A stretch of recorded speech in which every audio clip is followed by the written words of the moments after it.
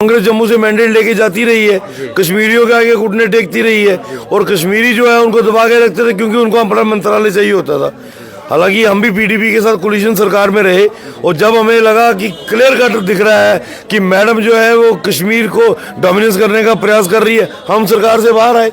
हम भी चाहते थे हम 6 साल का सुख भोग सकते थे, लेकिन 3 सालों में हमें इसकी नीयत पता लगी कि ये मैडम क्या कर रही है, हम सरकार से बाहर आए।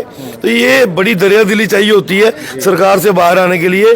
कांग्रेस के चाहे 15 विधायक आए, चाहे 22 विधायक आए, चाहे 23 आए, उन्होंने इमीडिएटली कश्मीर लीडरशिप के आगे घुटने टेके और जम्मू को नुकसान पहुंचाया। इस बार भी इनके 6 विधायक जो हैं वो उमर अब्दुल्ला की गोदी में बैठे हुए हैं। वो कहने को तो उमर अब्दुल्ला का विरोध भी करने को कभी सामने नहीं आते हैं, लेकिन जम्मू के साथ सबसे बड़ा डैमेज जो है वो कांग्रेस पार्टी करती आई है। हालांकि जम्मू के लोगों ने कांग्रेस को उसकी औकात दिखाई है। इन चुनावों में जो पिछले साल हुए हैं, 1 सीट कांग्रेस को रजौरी से आई है, बाकी सारी सीटें कांग्रेस ने हारी है और कश्मीर से उनके 5 विधायक आए हैं, बाकी तो आप देख ही सकते हैं। तो मुझे लगता है कि बड़ा सा एक दृश्य क्लियर हो चुका है।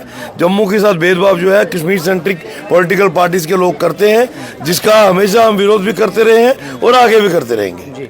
जी विक्रम जी, हमने पिछले दिनों देखा जो त्रासदी आई, आप खुद लोगों के बीच में गए, आपने साथ में होकर काम करवाया। क्या सरकार की तरफ से किसी की कॉल आई आपको, किसी मंत्री की, या कुछ मदद की, कुछ उन्होंने आपको कहा? ऐसा नहीं है, मेरा तो फर्ज था, मैं लोगों के बीच में से चुन के आया हूँ, मैं तो कॉन्स्टिट्यूंसी के लोगों के बीच में रहा हूँ, लेकिन जो हुआ है उसको ओन भी करना चाहिए।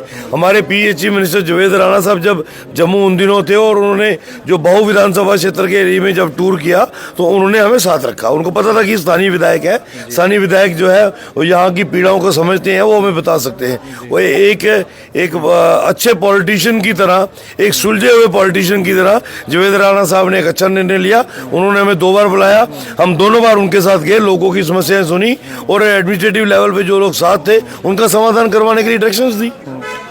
विक्रम जी, अभी प्रीपेड जो मीटर्स हैं उसकी भी काफ़ी ज़ोरों शोरों से चर्चा चल रही है। ऑलरेडी बिजली की इतनी समस्या है, ऊपर से प्रीपेड मीटर्स, तो क्या लगता है आपको किस तरह लोगों पे और बोझ बढ़ जाएगा इससे? डेफिनेटली अभी केंद्र सरकार ने, नरेंद्र मोदी जी ने दिवाली के ऊपर पूरे देश भर के लोगों को तोहफा दिया है जीएसटी में रिलैक्सेशन देकर।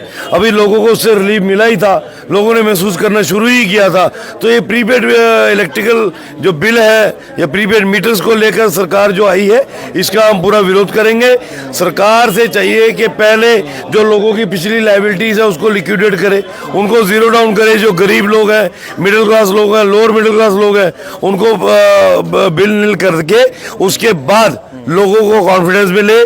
सोशल गैदरिंग्स बुलाकर, चैम्बर्स के थ्रू मीटिंग्स बुलाकर कमर्शियल और डोमेस्टिक जो हमारे यूजर्स हैं, कंज्यूमर्स हैं, उनसे एक बार ओपिनियन लेकर उसके बाद ये लागू होने देंगे, उससे पहले लागू नहीं होने देंगे। जी, अब चुनाव आने वाले हैं बड़गाम और नगरोटा के लिए, तो उसके लिए क्या तैयारी है अंतिम? भारतीय जनता पार्टी हर चुनाव के लिए हमेशा तैयार रहती है, पंचायत से लेकर पार्लियामेंट तक। अब ये बाई इलेक्शन है बड़गाम और नगरोटा का, भारतीय जनता पार्टी का कैडर पूरी तरह से तैयार है, दोनों सीटें जीत के पार्टी की झोली में डालेंगे। जी, तो ये थे विक्रम रंधावा, जिन्होंने कहा कि पार्टी पूरी तरह से तैयार है और दोनों सीटें जीत के भारतीय जनता पार्टी की झोली में डालेंगे। देखते रहिए नेक्स्ट टीवी। धन्यवाद।